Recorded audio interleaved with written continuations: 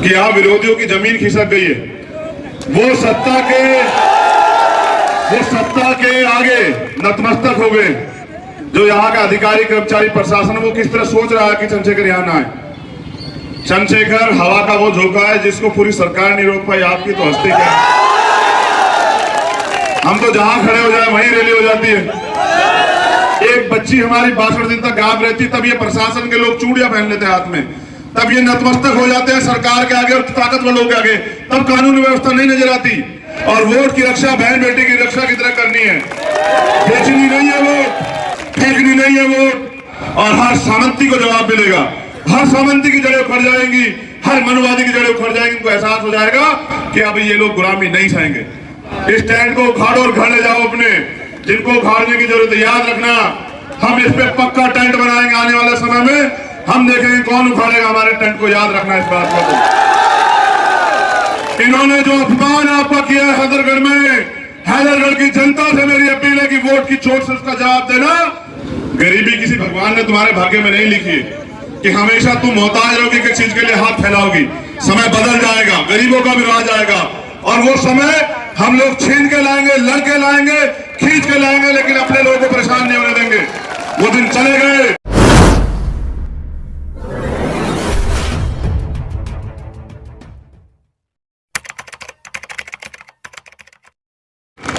गरीबों को पढ़ने का बराबर अवसर मिलेगा तो मैं लिख के देता हूं कि फिर गरीब किसी पीछे नहीं रहेगा। गरीब भी लांग के दौड़ लगा के आगे निकल जाएगा और अपने जीवन में बदलाव करेगा। फिर सबके लिए मुफ्त इलाज जैसे नेताओं को मिलता है, अधिकारी कर्मचारियों को मिलता है, तो गरीबों को भी मुफ्त इलाज मिले। पैसे कमी के कारण कोई गरीब अपने अपने परिजन को किसी को ना खो दे, इसलिए सबके लिए मुफ्त इलाज। कि कोई गरीब बड़े अस्पताल के सामने खड़ा होकर ना देखे कि अगर मेरी जेब में पैसे होते तो मैं अपने परिवार के व्यक्ति को बचा लेता। इसलिए सबके लिए मुफ्त इलाज आजाद समाज पार्टी आने वाले समय में सुनिश्चित करेगी।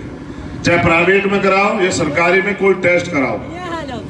उसके बाद नौजवानों के लिए रोजगार, माताओं बहनों के लिए 18,000 रुपए सालाना।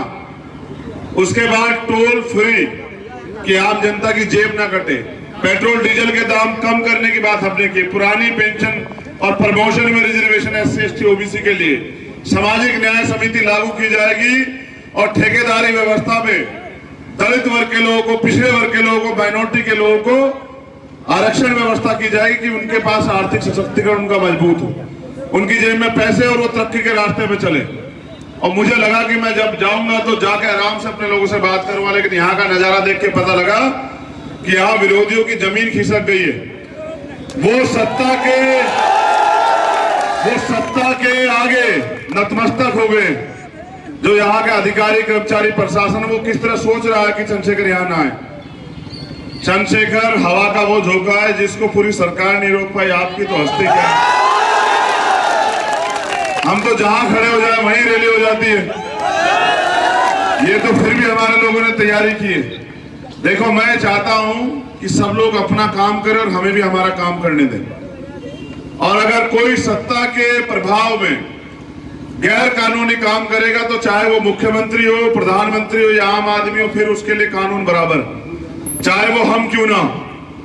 लेकिन हम ये समझते हैं कि गरीबों को आगे बढ़ने से रोकने के लिए सरकार ने और विपक्षों ने पूरे इंतजाम किए। मैं आपसे अपील कर रहा हूं कि राम हेत रावत तो लड़ ही रहे, लेकिन राम हेत रावत नहीं, चंद्रशेखर आजादी पे लड़ रहे हैं। हैदरगढ़ की विधानसभा के लोगों जमानतें जब्त करा देना दूसरे लोगों की, एक एक वोट केतली के निशान पे डाल के।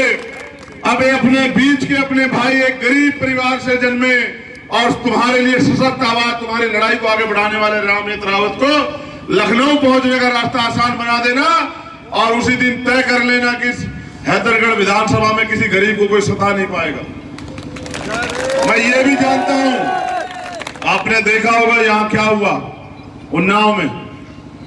एक बच्ची हमारी 62 दिन तक गायब रहती, तब ये प्रशासन के लोग चूड़ियां पहन लेते हाथ में, तब ये नतमस्तक हो जाते हैं सरकार के आगे और ताकतवर लोगों के आगे, तब कानून व्यवस्था नहीं नजर आती। ये जो शोषण जुल्म जाती हाथरस में हमने देखी, प्रयागराज में हमने देखी कि एक परिवार के 4 लोगों के साथ, मां बहनों के साथ सामूहिक रेप और 10 साल के बच्चे उसके पिता की हत्या। तब ये कानून के रखवाले कहां चले जाते हैं, तब इनकी आंखें क्यों बंद हो जाती है।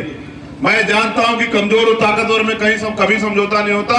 मैं आपसे भी कह रहा हूं कि मेरे जाने के बाद पैसे वाले लोग आएंगे, बड़े बड़े लोग आएंगे, 2000 4000 रुपए आपकी बोली लगाएंगे, लेकिन मान्यवर काशीराम साहब कहे हैं कि वोट का अधिकार आपको बिकने के लिए नहीं मिला है।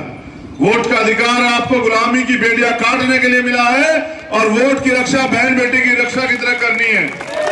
बेचनी नहीं है वोट, फेंकनी नहीं है वोट। ये मैं गवाही देता हूं कि आने वाला कल हैदरगढ़ विधानसभा रावत के नाम से जानी जाएगी। आप लोग इसकी मदद करा देना। इसकी मदद चंद्रशेखर आजाद और भीम आर्मी आजाद समाज पार्टी के कार्यकर्ता की मदद होगी, आजाद समाज पार्टी की मदद होगी। और जब ये ताकतवर बनेगा तो यहाँ का हर एक गरीब कमजोर ताकतवर बनेगा और हर सामंती को जवाब मिलेगा। हर सामंती की जड़ें उखड़ जाएंगी, हर मनुवादी की जड़ें उखड़ जाएंगी। इनको एहसास हो जाएगा कि अब ये लोग गुलामी नहीं सहेंगे। बहुत बहुत धन्यवाद। इस टेंट को उखाड़ो और घर ले जाओ अपने। जिनको उखाड़ने की जरूरत है याद रखना, हम इस पे पक्का टेंट बनाएंगे आने वाले समय में। हम देखेंगे कौन उखाड़ेगा हमारे टेंट को। याद रखना इस बात को।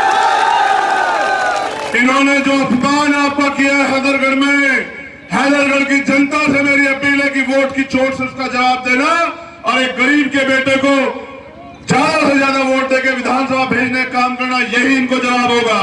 और जब आप ताकत में आ जाओगे तो फिर कोई भी आदमी गैर कानूनी काम नहीं करेगा। आपने इतना समय दिया, मैं आपका धन्यवाद करता हूं। बस अपील करता हूं कि 27 तारीख का दिन होगा और केतली चुनाव चिन्ह होगा।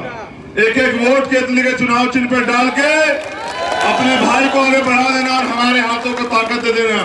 और अपनी माताओं बहनों से कहना चाहते हैं, गरीबी किसी भगवान ने तुम्हारे भाग्य में नहीं लिखी है कि हमेशा तुम मोहताज रहोगी, किसी चीज के लिए हाथ फैलाओगी।